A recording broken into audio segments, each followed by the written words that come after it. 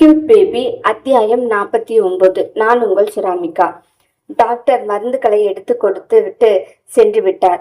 இவன் ஓடிப்போய் கார் எடுத்துக்கொண்டு மருந்து மாத்திரைகள் எல்லாம் வாங்கிவிட்டு வீட்டிற்கு வந்தான்.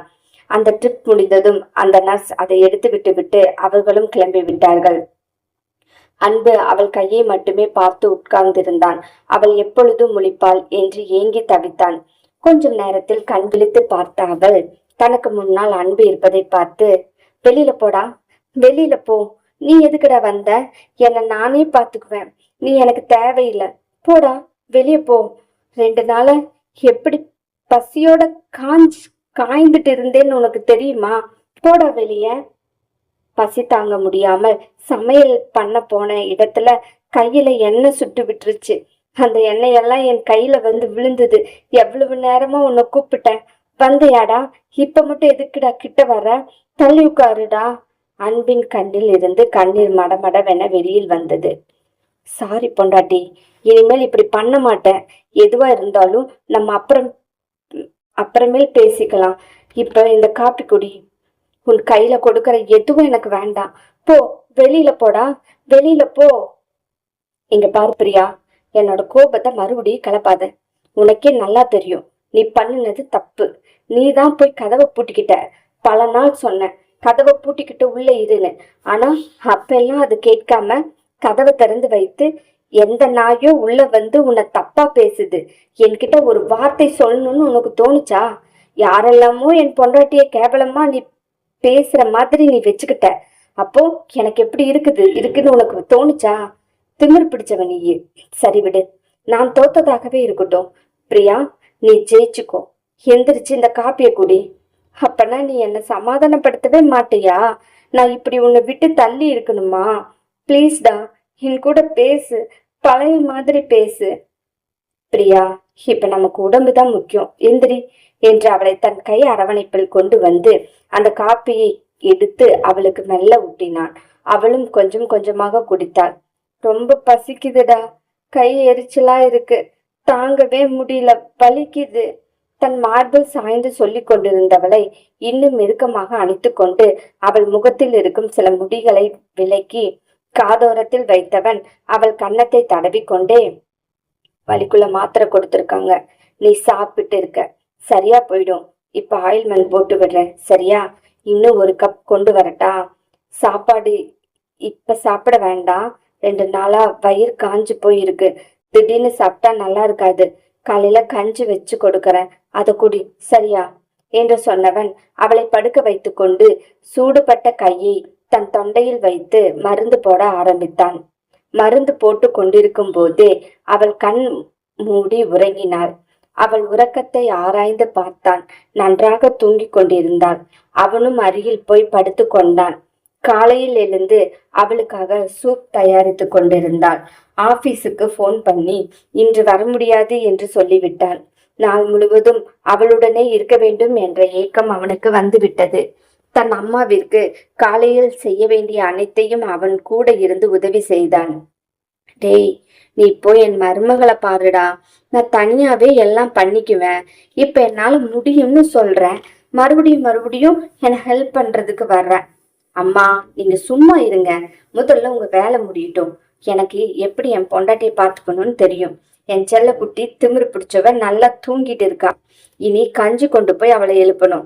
அவளுக்கு நல்லா பசிக்குது போலமா என்று பேசிக்கொண்டே அம்மாவின் கடமை முடிந்ததும் வெளியில் வந்தான். பிரியா எழுந்து நடந்து வெளியே வந்தாள். கண்கள் எல்லாம் தெரியாமல் அறையும் குறையுமாக தெரிந்தது. நெற்றியை நீவி கொண்டாள். ஒரு கை மடக்கவே முடியாமல் கஷ்டப்பட்டு கொண்டிருந்தது. தலை சுற்றுவது போல் இருக்க சோபாவை பிடிக்க போனவள் சோபா கிடைக்காமல் தட்டு தடுமாறி கீழே விழப்போனவளை ஓடி போய் அன்பு பிடித்து கொண்டான். அவளை மெல்ல அணைத்து பிடித்து கொண்டு சோபாவில் உட்கார வைத்தவன், எல்லாம் வேண்டாத வேலையும் பண்ணு. இப்பதான் ஜுரம் கொஞ்சம் குறைஞ்சிருக்கு, அதுக்குள்ள எழுந்து உன்னை யாராவது வெளியே வர சொன்னாங்களா? அதுதான் நான் கஞ்சி கொண்டு வரேன்னு நைட்டு சொல்லிட்டு தானே படுத்தேன். அப்புறம் என்னடி உனக்கு? காலையிலேயே அழுதாள். எனக்கு கஞ்சி வேண்டாம், என் புருஷன்தான் வேணும். என்னை மன்னிச்சிட்டியா? என் கூட பேசுற, இனிமேல் என்ன அப்படி பண்ண மாட்டியா? நான் இனிமேல் அந்த வீட்டுக்கு போக வேண்டாமா? அப்ப நான் இங்க இருக்கட்டுமா? எனக்கு உன் மேல கோபம் போகல. ஆனா நீ தான் என் பொண்டாட்டி, உன்னை விட்டு கொடுக்க முடியாது என்று சொல்லிக்கொண்டே கஞ்சி ஊட்டி விட ஆரம்பித்தான். ஆனால் அவளோ கஞ்சியை குடித்து கொண்டே அவன் மார்பில் சாய போக அவன் தள்ளி உட்கார்ந்து, சாப்பிடும்போது என்ன வேலை இது? முதல்ல சாப்பிடு. முடியாது, நான் சாஞ்சிட்டு தான் சாப்பிடுவேன். பிரியா, அடம் பிடிக்காத. நீ சாயறது எனக்கு விருப்பம் வேணும். முதல்ல அதை புரிஞ்சுக்கோ. நான் என்னடா தப்பு செஞ்சேன்? இந்த வீட்டை விட்டு வெளியே போனது என்னோட தப்பு கிடையாது. நீங்க 2 பேரும் லவ் பண்ணிட்டு இருக்கீங்கன்னு சொல்லி சுபிக்ஷா வந்து என்கிட்ட சொன்னான். காலில் விழுந்து கெஞ்சினான். அவ வாழ்க்கையில இருந்து என்னை போக சொன்னான். நீயும் அதுக்கு தகுந்த மாதிரி அவகிட்ட தானே ஒட்டிட்டு இருந்த. சரி, உன்னை கஷ்டப்படுத்த கூடாதுன்னு நான் வீட்டை விட்டு வெளியே போனேன். அதுவும் நானே போகணும்னு நினைக்கல. என்ன விசாரிக்க கொஞ்சம் கூட டைம் தராது கார்த்தி மாமாவுக்கு நீ ஃபோன் பண்ணி என்னை கூட்டிட்டு போக சொல்லிட்ட. மாமாவுக்கு இந்த விஷயம் எல்லாம் தெரியாம இருந்தது. நீ எப்படி சொன்ன?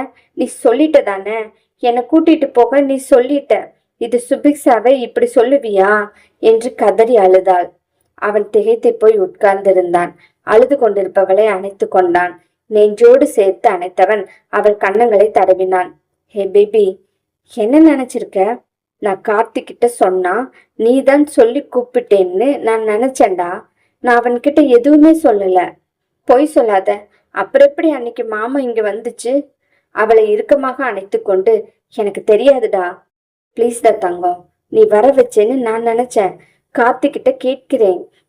ஐ லவ் யூ பொண்டாட்டி என்று சொன்னவன் அவள் நெற்றியில் முத்தமிட்டான். பொய் சொல்லாத, நான் உன்னை நம்ப மாட்டேன். மாமா போய் இத்தனை நாள் ஆகுது. உனக்கு என் மேல பாசம் இருந்திருந்தா என்னை நீ பார்க்க வந்திருப்ப. ஏன் வரல? நான் எப்படி போனாலும் பரவாயில்லன்னு நீ நினைச்ச. அன்னைக்கு நைட்டு என்னை ரோட்லயே விட்டுட்டு வந்துட்ட. நீ என் கூட வந்திருந்தா இவங்க எல்லாரும் என்னை தப்பா பேசியிருக்க மாட்டாங்க. நீ தாண்டி கார்ல ஏறல. நான் எவ்வளவு நேரம் உனக்காக வெயிட் பண்ணேன். அவ்வளவு திமிரு உன்னோட உடம்புல இருந்துச்சு. அதை அடக்கணும்னு நினைச்சுதான் நான் அந்த இடத்த விட்டுட்டு போனேன். அப்ப கூட கீழே நான் வந்தேன். எதுக்கு தெரியுமா? அந்த மனசு கேட்காம உன்னை கூப்பிட வந்தேன். அந்த ஆள் ஒரு ரூமுக்கு வந்தது எனக்கு அப்பதான் தெரியும். அதையே என்கிட்ட இருந்து மறைச்ச. நீ சண்டைக்கு போய் பெரிய பிரச்சனை ஆயிருமோன்னு பயந்துட்டேன். அதுக்கப்புறம் எப்பொழுதுமே நல்லா கதவை லாக் பண்ணிட்டு படுத்துக்குவேன். பயமா தான் இருக்கும். ஆனா தைரியமா இருந்தேன். அப்ப நான் இல்லாம நீ தைரியமா இருப்ப. அப்படித்தானே பொண்டாட்டி? இனிமே எதா இருந்தாலும் என்கிட்ட சொல்லு. நீ சுபிக்ஷா வந்தது நீ ஏன் என்கிட்ட சொல்லல? இப்பவும் சொல்றேன், எனக்கு அவன் மேல காதல் கிடையாது. அவ புருஷன் வந்துட்டான். அவ கூட தான் இருக்கா.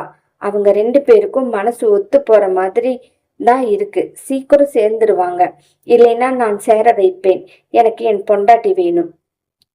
என்ன இவ்வளவு அசால்ட்டா நடத்துவதற்கு காரணம் இருக்கு. வேண்டா வெறுப்பாக நீ எனக்கு தாலி கட்டி இருக்க. அதனாலதானே என்னை அசால்ட்டா விட்டுட்ட. பிரியா, நீ அடி வாங்குவ. உன்னோட நெஞ்சு தொட்டு சொல்லு. நான் உனக்கு அப்படியா என்கிட்ட வைத்தேன்? யோசிச்சு பாரு. நீ அழுதான் நான் தாங்கிக்கிடவே மாட்டேன். ஸ்னேகாவை உன்னை திட்ட கூட விடல. அதுக்கு முன்னாடி நான் அந்த வீட்டிலிருந்து உன்னை கூட்டிட்டு வந்துட்டேன். நீ அவமானப்படக்கூடாதுன்னு நினைச்சேன். நீ எனக்கு சொந்தமான பொருள். யாரும் உன்னை அவமானப்படுத்த கூடாதுன்னு ரொம்ப கவனமா இருக்கிற. நீ என்னோட உயிர். எப்படி நீ உன்னை விட்டு கொடுப்ப? மக்களை, இந்த கதை உங்களுக்கு ரொம்ப பிடிக்கும்னு நான் நம்புறேன். தயவு செஞ்சு லைக் பண்ணுங்க. கமெண்ட்ல ஹார்ட்டாவது கொடுத்துட்டு போங்க உங்களால எழுத முடியலன்னா. அதுக்கப்புறம் சப்ஸ்கிரைப் பண்ணி வச்சுக்கோங்க. அந்த பெல் ஐக்கானையும் தட்டிக்கோங்க. நன்றி.